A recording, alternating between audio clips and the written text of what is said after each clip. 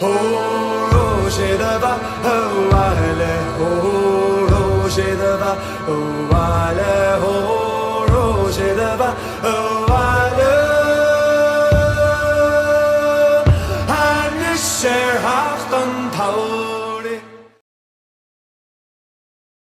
everybody, welcome back to Monday Mailbox, where I, your host, graciously answers all of your inquiries and such like. First one comes in, and pardon the gravelly voice, I have a cough right now, so this is as good as my voice is going to sound today. With the recent changes to Highlander's speed on his lights, his animations for the second light look really strange. I think this is mainly due to him swinging his whole sword around like it's a paperweight. Do you think Highlander could use more half sorting like his opener light? This is gonna be a kind of complicated answer, but I'll try to make it quick as possible. So the animation issue is they really just pulled a shortcut. They took the 700 ms animation, which looked very relatively natural, and they cut 200 ms out of it, or sped it up, however you want to look at it. And it makes a really janky animation, on top of the fact that they didn't put an artificial buffer in between the first and second light. On a hero like Warmonger, if you throw two lights, there's a slight delay. You can't just go bap bap. There's a buffer in there so that you can't double tap. They didn't really do that with Highlander. They just sped up the lights and kept the things. It worked before because it was a 700 ms light. It didn't need an artificial buffer because it was slow as shit. It was also really awful light, but that aside, the animation issue is not caused by the fact that he's swinging his sword around quickly. Great swords do move very quickly. They're not as responsive as something like a long sword or one-handed swords, because they're big and they have a lot of momentum to them. But they do have speed, and for what he's hitting, like I don't think the speed is bad. The speed is good. What they need to do is put that buffer in there. They need to work on their hit stun on it, and they need to They need to really flesh out the animation, because it's not good. It's not good at all. You mentioned half sorting. I don't really like that Highlander half swords his great sword. Half sorting's only used when you're blocking or parrying, or when you're thrusting. It has nothing to do with cutting. So the fact that he half swords when he throws a light, which is a cut, is dumb. It's always been dumb. I think if they did half sorting for the second light, I mean, sure, they could do it, but I think it would look weird. Two-handed swords are made to be used in one of two ways, depending on which treaty you go with. Either like really big swords for cutting really, really hard, just hit things stupid hard with a sharp edge, or like some sources say, you should use it like a big spear that just happens to be sword-shaped. It depends. I suppose it's more contextual which one you go with, but either way, none of those involve half sorting with a cut. It just doesn't make sense. You have a big two-handed sword that cuts, it hits hard. Why would you limit yourself with a half sword cut? So I don't think that's the issue. I don't think that's the solution. I know for the crush encounter they had to give it something. So sure, the opening one's fine. The second one just needs those things I mentioned earlier, and it should be good to go. I like having it that fast, though. For reasons I'll probably make an entirely separate video on, but if you want to hear me really, really rant and rave about how awesome it is, check out my previous video where I was dueling with Highlander. That you can really hear my just pure elation that I can throw lights. Aside from that, we're gonna move on. Okay, so the next one comes in, it's related. If you had anything to say to a new Highlander player, what would it be?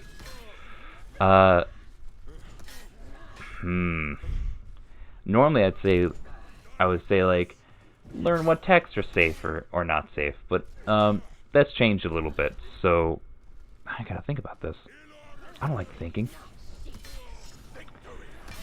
If I had to say anything to a new HL player, I think the advice I give is just practice, and whenever you reach like a spot where you're having trouble fighting somebody, or you're having trouble with a certain matchup, you should go and you should find out what's the cause of that, what you're falling for, and then go and practice your basics. If ever you get super frustrated, like I can't get anything done, I don't have a foothold, I can't fight anybody, just step back, go to the training ground, practice your blocks, parries, crushing counter strikes, and just run through the motions. You're never too good of a player to not go over the basics, and that can really help. It can help like recenter you and just cool you back down. So always go with those basics. Great question. Next one comes out. How do you deal with burnout? Burnout's a very real thing. It's a very dangerous thing for not only content creators, but it's, for people playing any sort of game. And For Honor is known for having pretty strong burnout. There are a lot of people playing the game that have YT in their name that don't make content anymore.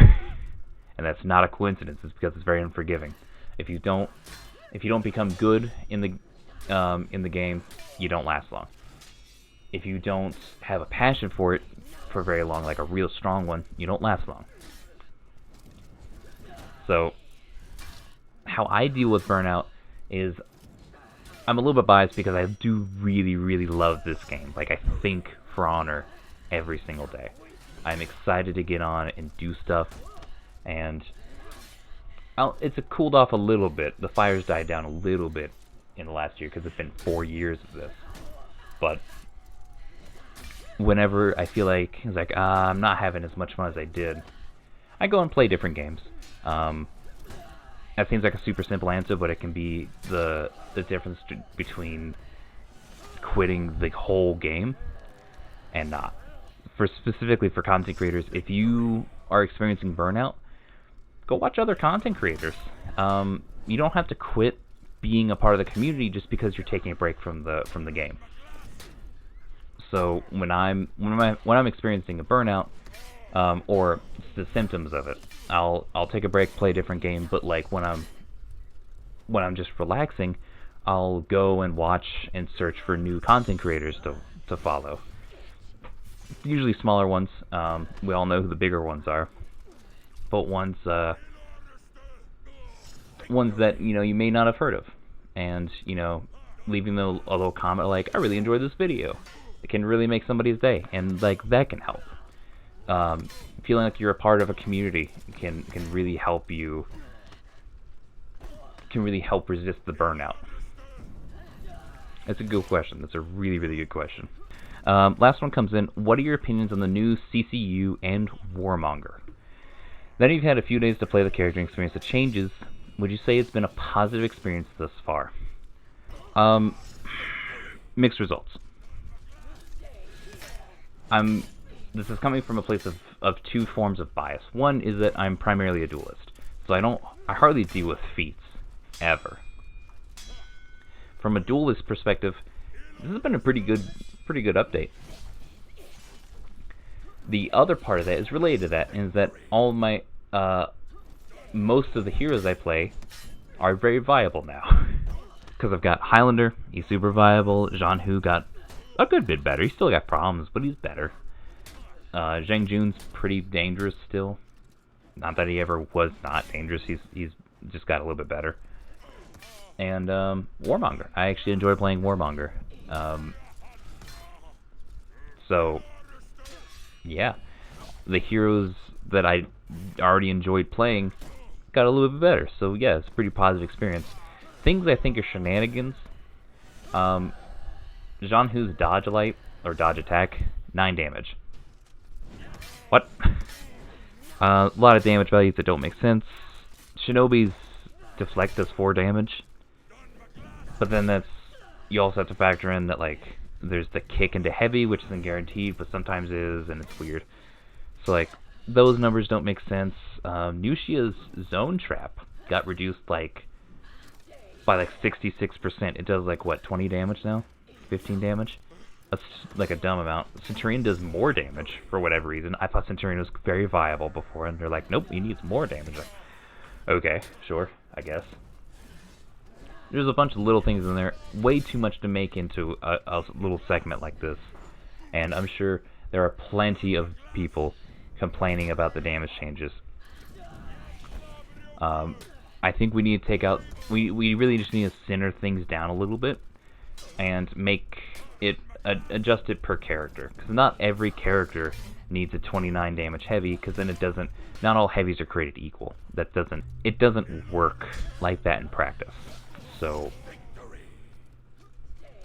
I would say it's a pretty mixed bag. I like that I can be aggressive in duels. I like that things are prediction based. It means that, you know, a sweat lord coming into the duel lobby isn't going to just parry everything he sees. He still can. They absolutely still can. But it's less likely. It gives me a chance to fight back and have fun and play the game and press buttons. I play this game to press buttons. I don't like staring at people as much as I really love people's fashion. Anyways, we'll keep it short and sweet this time around. I hope you guys enjoyed. I hope we can have some friendly discussion. Don't get super crazy in the comments. I know it's a rough time right now. We'll get through this together. And if you want your question answered for next week's Monday Mailbox, you can comment down below. Or you can go to my Discord, and there's a Monday Mailbox tab where you can ask all your questions. Anyways, much love. Guard out. Hey everyone, thank you for watching. I invite you to join my Discord, links in the description. If you want to help support the channel, donation and Patreon links are down below. Much love. Guard out.